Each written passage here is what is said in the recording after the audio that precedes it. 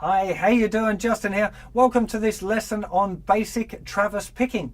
Now, Travis picking gets its name from the great Merle Travis, a country guitar picker, and his picking style was subsequently stolen by anyone who played fingerstyle acoustic guitar. It sounds really cool and it's a great technique to learn. Now, it's basically a little bit more complicated version of the thumb moving around that we've looked at previously, but in order to help your development overall as well, we're now going to be applying this to some bar chords to really make sure that you got your bar chords good as well. So let's get to a close-up. We're going to be using a C A-shape bar chord, which is this one here. You're going to see it in a close-up in a second. I'm going to show you a close-up first of all of the fretting hand, and then we'll go to the close-up of the picking hand and see what all the fuss is about. Okay, here we are for our C chord. Now this is of course an A-shaped bar chord with the first finger on the root note C at the 3rd fret. You don't tuck your second finger like that. I'm just doing it to keep things nice and simple for you to see. Now what we want to get used to the idea of here is the first finger moving between the note C and the note G. The pattern we're learning is this.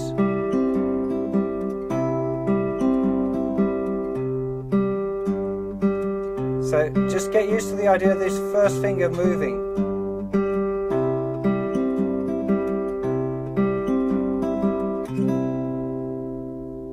Let's check out the picking hand. The big deal with this Travis picking is the movement of the thumb. And instead of just alternating between 2 strings that we've had before when we looked at our pattern, our thumb is now going to go 5th string, 4th string, 6th string, 4th string. Which is why we had a look at the first finger moving over between the 5th string and the 6th string. Remember, don't use a bar, move your first finger. So the first pattern that we're going to look at is basically our very simple pattern 1. That was the original one. But now we're going to be going. Again, you're going to have to probably do this very slowly. I really struggled the first time I learned this, so I'd expect you guys to at least have a bit of fun with it. Really slowly, together, thumb, 1, thumb on the thickest string, 2nd finger, thumb back on the 4th string.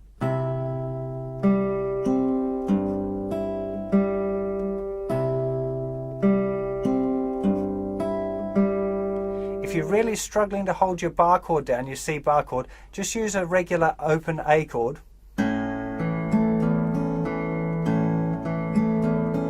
You will get the kind of the bottom 2 strings ringing out a little bit, which sounds a bit funny to my ear, but at least you can kind of get used to the thumb movement there. That's what's really important, is getting this.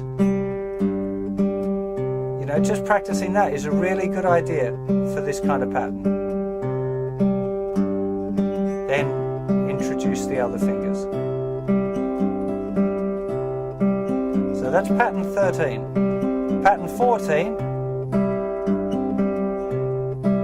exactly like our pattern 2, but with this new Travis picking.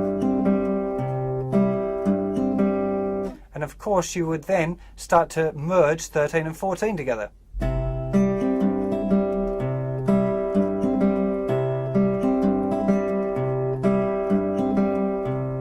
Really hear, it just sounds cool. A lot of the times these guys have a little bit of kind of mute on there as well. So you get that, you know, I'm just resting the palm of my hand there.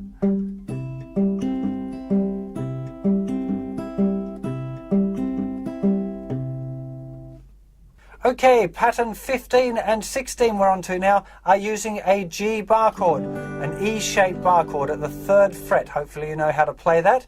Now, all of the 6th string root patterns we've checked out so far had the thumb bouncing between the 6th string and the 4th string.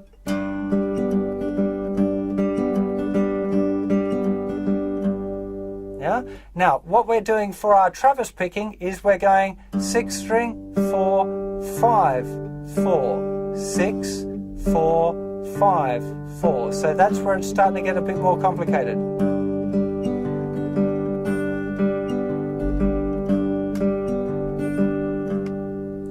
again, you're going to have to just do these really slowly. It's still the same pattern with the rest of the fingers as we've been looking at, same as pattern 1 for the C chord or pattern 3 for the G chord. It would have been this, having this second finger on the beat and then the first finger on the end after 2, and then the back to that finger, that pattern. That was the original pattern we would have had on the G. Then just try and break out that the thumb, into moving over to the 5th string. I would highly recommend doing what I'm doing now, just doing 6, 4, 5, 4, and just doing that quite a few times to get the thumb used to moving onto the 5th string. And then introduce those other notes. Again, really slowly and gradually build up the speed is what you want. Now, pattern 16, exactly the same as our pattern 4 was originally. There's pattern 4.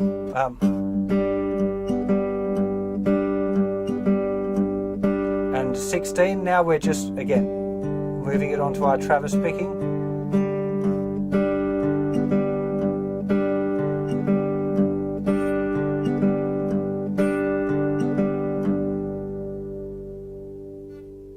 I'm sure you're going to have a whole lot of fun with your Travis picking. It is a little bit tricky and it takes a little bit of practice, but nearly all of the things that sound really cool require quite a bit of practice, and this is one of them. I'm going to show you a really cool little country trick as well that I think you might enjoy. I was really stoked when I discovered this thing. Now, hopefully you remember your C7 open chord, right? If you move that C chord up 2 frets, you're on a D chord.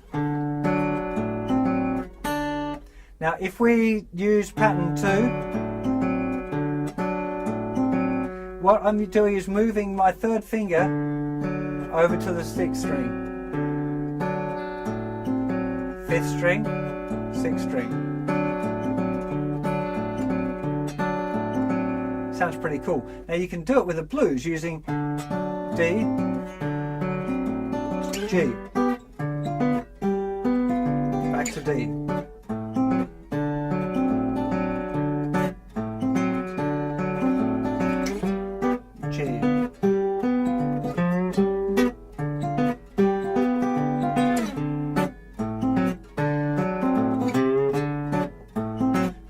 Really fun little pattern. A, G, back down to D.